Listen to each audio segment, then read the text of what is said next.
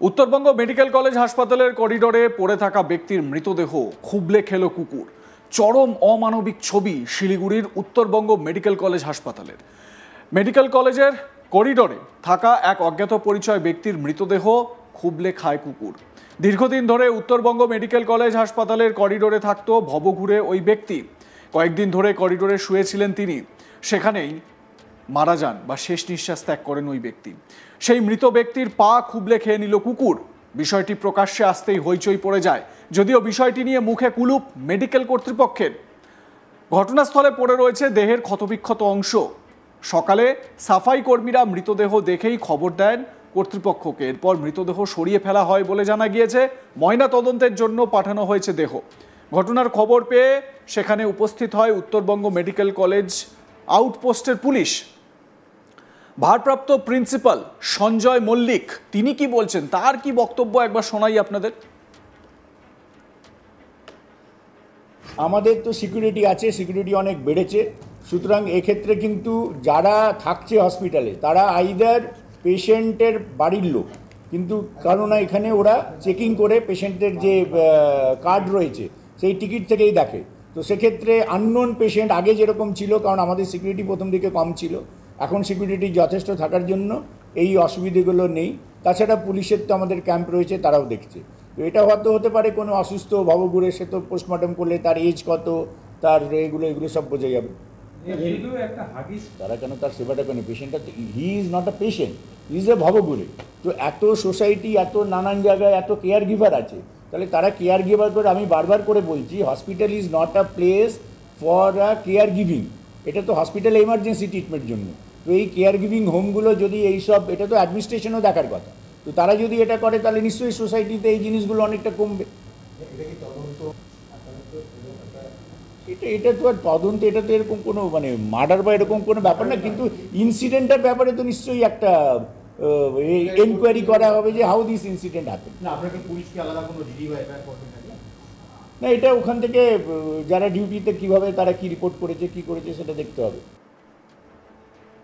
তাহলে প্রশ্ন হচ্ছে যে উত্তরবঙ্গ মেডিকেল কলেজ খুব নামী সরকারি কলেজ আমাদের রাজ্যের, মেডিকেল কলেজ বা হাসপাতাল, সেখানে প্রত্যেক দিন প্রচুর পরিমাণে রোগী আসেন, রোগীর চাপ সেখানে প্রচুর থাকে এবং স্বাভাবিকভাবে সেখানে সিসিটিভি থাকে এবং সেখানে নিরাপত্তার ব্যবস্থা যথেষ্ট আঁটোসাঁটো। কিন্তু তারপরেও এভাবে কিভাবে একজন ভবঘুরের মৃত্যুর পর তার শরীরের অংশ খুবলে খাচ্ছে কুকুর এবং সেটা কারোর চোখে পড়ছে না। ভারপ্রাপ্ত প্রিন্সিপাল সঞ্জয় মল্লিক বলছেন পুরোটা তদন্ত করে দেখা হবে কি হয়েছে না হয়েছে।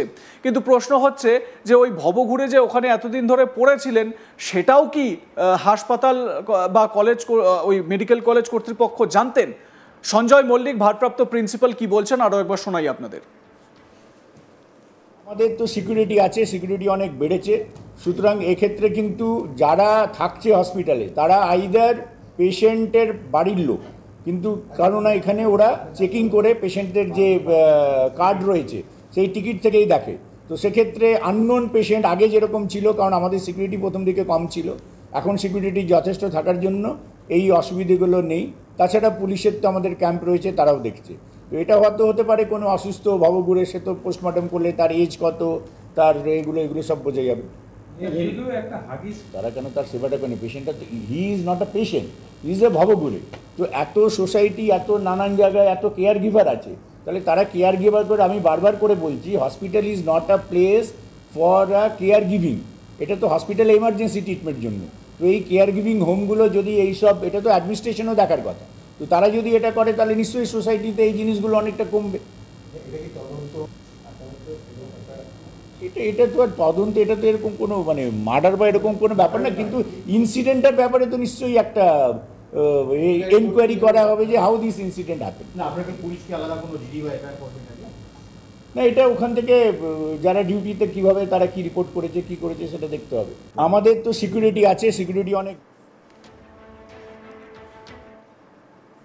এ বিষয়ে আমার সহকর্মী উৎপল পোদ্দার তার প্রতিবেদনে কি জানাচ্ছেন, কি বলছেন তিনি, শোনাবো আপনাদের।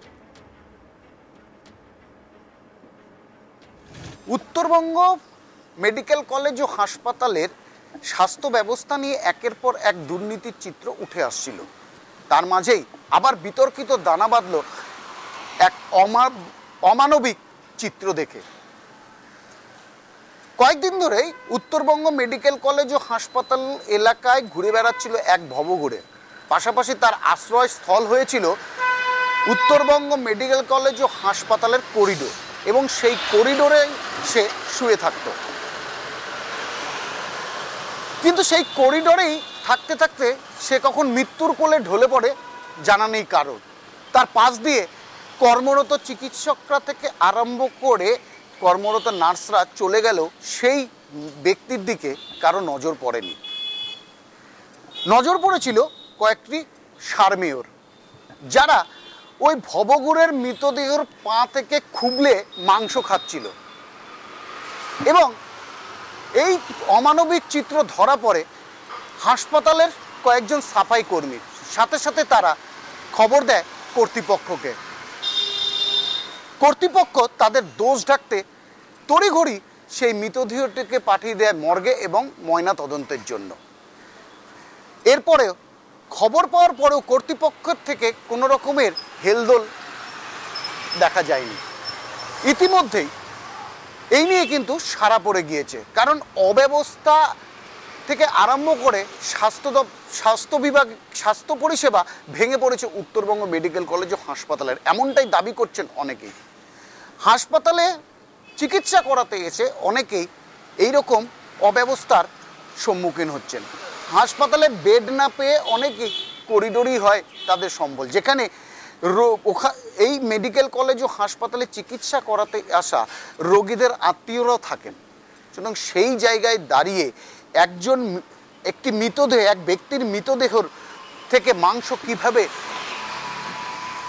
সারমেয়রা খাচ্ছিল, কেন কর্তৃপক্ষের সেদিকে নজর ছিল না, তা নিয়ে কিন্তু প্রশ্ন উঠতে শুরু করেছে। তবে এই বিষয়ে মুখ খুলতে চাননি সেরকমভাবে হাসপাতাল কর্তৃপক্ষ। তবে এই মানবিক দৃশ্য সামনে আসে অনেকে শিউরে উঠেছেন। হাসপাতাল করিডোরে এইরকম অনেক ভবঘুরেই পড়ে থাকেন, বা হাসপাতালের চিকিৎসা করাতে আসা যারা খুবই দুস্থ পরিবার আছে তাদেরকে এইভাবেই দিন কাটাতে হয় করিডোরের মধ্যে।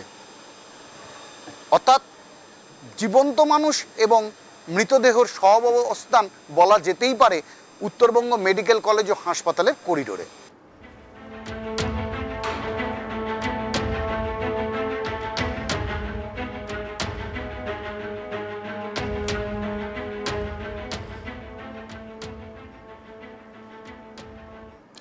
দেখতে থাকুন আজ তাক বাংলা। সাবস্ক্রাইব করুন আমাদের ইউটিউব চ্যানেলটি। আপনাদের মতামত জানান, সাবস্ক্রাইব করতে ভুলবেন না।